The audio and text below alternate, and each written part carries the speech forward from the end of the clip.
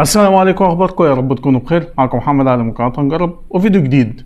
مش عايزين ننسى اخواتنا الفلسطينيين من الدعاء، ربنا يا رب ينصرهم ونفضل مقاطعين. قبل ما نبدا كده فيديو، يا ريت اللي مش مشترك في القناه يشترك ويفعل زر الجرس ويدينا لايك الجميل، ويلا نبدا الفيديو.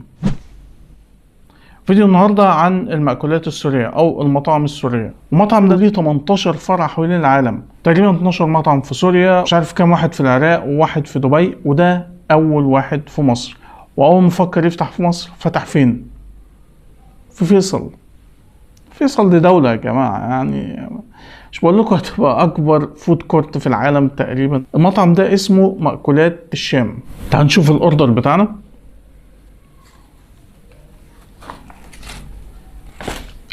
ادي اللي جبناه من المطعم. تعال نشوف. ده سندوتش، وده وجبة، ودي وجبة كمان، وده كاتشب ومعلقتين. عجباني الشنطة بتاعتهم، هو مكتوب عليها مأكولات الشام، بس مكتوب كده في كلمة اللحام، مش عارف هتبان عندكم ولا لأ. وكاتبين الفروع بتاعتهم، وهو الفرع الأول في مصر زي ما انتم شايفين، سوريا والعراق والإمارات. أنا متحمس أوي، فخلنا كده نبدأ بالسندوتش ده. السندوتش ده برضو من ضمن الحاجات اللي هي حمستني. السندوتش ده اسمه سندوتش فراخ شامية، واللي حمسني في السندوتش مش ان هو سندوتش شاورما فراخ، لا، المكونات وانا بقراها كده لقيت فيه اسماء غريبة كده وحاجات تركيبة كده غريبة للسندوتش، لان هو عنده اصلا شاورما فراخ، وعنده 3 انواع من شاورما فراخ ولحمة واللي هو الفراخ الشامية.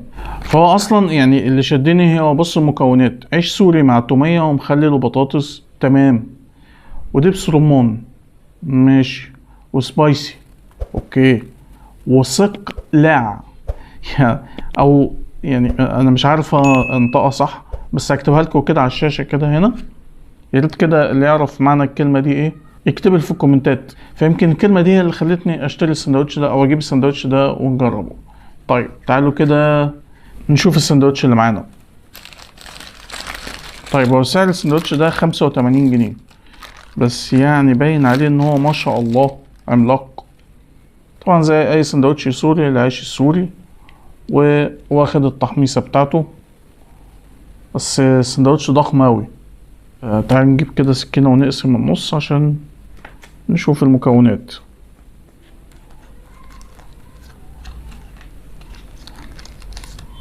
انا مش عارف اصلا الصقلاع ده مثلا توابل، بهارات خضرة يعني، مش او حاجة خضرة يعني، مش عارف، او اعشاب، بس مبدئيا كده في روايح حلوة اوي يعني شايف البطاطس والشاورما الفراخ وقطع مخلل كده في الجنب، واكيد طبعا الطومية. ده منظر الساندوتش. طب تعال ندوق. بسم الله.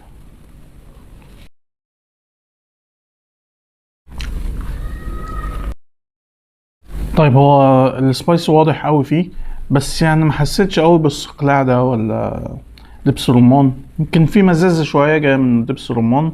انا جايب شاورما فراخ، فهنشوف هل في اختلاف بينه وبين الشاورما العادية ولا لا. تعالوا نروح لتاني حاجة معانا. طيب انا لقيت عنده شوية عروض كده شاملة كده حاجات كتير من المنيو، فقلت بدل ما نجيب اصناف كده لوحدها نجيب كام عرض كده. جبت عرضين شاملين حوالي 4-5 اصناف، واسمنا وفرنا برضو بالمرة. فتعال نشوف العرض ده ايه.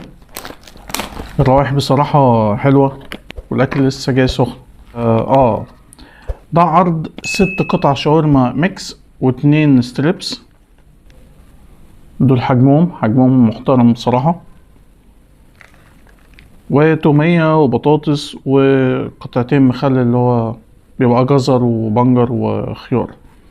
طيب تعال نشوف الأول الشاورما الفراخ كده بسرعة عشان تعال نشوف هل في فرق بين الشاورما الفراخ العادية والشاورما الشامية اللي أنا جربتها من شوية ولا لأ. تعال ندوق. هو هنا سندوتش شاورما عبارة عن شاورما وتومية بس، مفيهوش بطاطس. فلا، التاني طبعا اللي هو الشاورما الفراخ الشامية دي طعم أغنى بكتير، في كذا طعم معاك في اللقمة الواحدة. فلا، السندوتش التاني أغنى بكتير. طب تعال نشوف الشاورما اللحمة. يعني ادي القطعة، أنا مش شايف غير اللحمة وطحينة.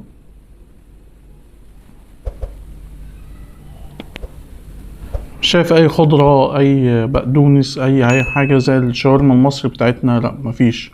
هو شاورما والمفروض ان هي دي طحينة، مش عارف ولا تومية. تعال نشوف. بص، هو كعادة المطاعم السورية دايما شاورما الفراخ بتبقى اقوى بكتير جدا من شاورما اللحمة، وخصوصا ان هنا الشاورما فيها الطعم او نكهة الضاني باينة قوي، فاللي ما بيحبش الطعم ده ممكن يعني يتقفل منه. طيب تعال نشوف البطاطس. يعني شكلها بطاطس اللي هي جاهزة، حتى معلهاش اي توابل. فعلا توابل من غير اي توابل. تعال نشوف التومية. حلوة التومية، مش اللي بيبقى فيها طعم التوم ظاهر قوي. تعال نشوف بقى الفراخ. طب ده الشكل الستريبس عملاقة بصراحة، يعني القطعتين حلوين قوي. تعال ندوق. هي الفراخ نضيفة وبيضة من جوه، وسماكة القطعة نفسها سميكة. بس هو دايما كده في المطاعم السوري بتبقى تتبيلة الفراخ عندهم مش عارف بيحطوا فيها حاجة زي الفانيليا كده، حاجة زي ما يكون فيها طعم تسكيرة. فمش عارف هل بيبقى دي في فانيليا في الموضوع، بس يعني طعمها طعم الفراخ البروست او الفراخ المقلية في اي مطعم سوري. اوفر اول اللي ما عندوش مشكلة مع طعم الضاني في الشاورما اللحمة، العرض ده ب 130 جنيه في الكمية دي. انا شايف ان هو سعر حلو قوي ومنافس جدا. طيب تعالوا نروح اللي بعده، يلا بينا. تعالوا نشوف العرض التاني معانا.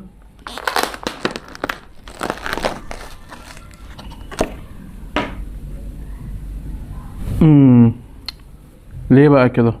طيب هو كده جاب لي عرض مكان عرض. المفروض العرض ده انا كنت طالب قطعة كريسبي وقطعة بروستد واتنين مثلث ماريا، قطعتين ماريا او نص يعني. هو جاب لي عرض تاني، عرض تاني اللي هو جابه اللي هو 6 قطع شاورما مع قطعتين بروست، فانا ما طلبتش ده. انا كنت جايب العرض ده عشان نشوف البروست عنده والماريا بس كده. مفيش قدامنا غير الماريا البروست بس، وهو المفروض ان هو قطعتين بروست، يعني ادي قطعة بروست. طبعا 6 قطع شاورما موجودين، وده المفروض صدر، وده مش عارف ده الجناح مثلا فحاسبه قطعة، يعني انا مش عارف ايه دول. انا مش عارف ايه دول بصراحة، بس هو تقريبا كده ده الجناح ومعتبره قطعة. طيب تعالوا نشوف. هو ريحة برضو اللي هي الفانيليا، الريحة المسكرة اللي انا بقول لكم عليها موجودة هنا. بس تعالوا كده ندوق طالما جه ونشوف. فراخ من جوه نضيفة بصراحة وبيضة مشجعة على الاكل. تعالوا نشوف. بسم الله. حاسس ان الفراخ دي بيتي قوي، يعني طعم حتى التتبيله بيبقى ضعيف. ومش عارف ليه دايما في كل مطاعم السوري كده تلاقي دايما البروست كده التتبيله بتاعتهم بتبقى اضعف حاجه. نضف الترابيزه واقول لكم على التجربه. طيب عشان نبقى شفنا كل حاجه، دي المعالق اللي بتيجي مع الاوردر او اللي بيطلعوها. خامه كويسه ممتازه. بالنسبه لتقييم المطعم بصراحه، هو التقييم الشاورما الفراخ عندهم حلوه. شاورما اللحمه زي ما قلت لكم هي محتاجه حد ما يكونش يعني بيحسس قوي في حته اللحمه الضاني او نكهه او ريحه اللحمه الضاني. لا هي ريحه مش ظاهره قوي، بس يعني النكهه هي اللي ظاهره قوي، خصوصا ان مبيبقاش معاها زي الشاورما اللحمه المصريه بتاعتنا مبيبقاش معاها بقدونس وطحينه. لا هي قطع الشاورما ومعاها التوميه. بالنسبه للبروست والكريسبي او الستريبس، فالفراخ بتبقى نظيفة والقطع محملة كده زي ما انتوا شفتوا. بس دايما التتبيلة بتاعت الفراخ المقلية في المطاعم السورية فيها نكهة الفانيليا دي. اما بالنسبة للسندوتش اللي جربته في الاول خالص اللي هو سندوتش الشاورما الفراخ الشامية، سندوتش حلو قوي وفيه نكهات كتير قوي، وده يعتبر هو اكتر حاجة عجبتني النهاردة. وبس كده، ده كان فيديو النهارده، فيديو كده سريع. فلو عجبكم الفيديو متنساش من اللايك والشير، واللي مش مشترك في القناه يشترك ويفعل زر الجرس عشان يوصله كل الفيديوهات اللي جايه. لو بتتفرج عليا من فيسبوك ما تنساش من اللايك والشير برضو ومتابعه الصفحه. وهتلاقي اكونت انستجرام في صندوق الوصف، ممكن تتابعوني عليه، بتنزل حاجات مش بتنزل على اليوتيوب. واشوفكم فيديوهات تانية كتير. شكرا ليكم، سلام.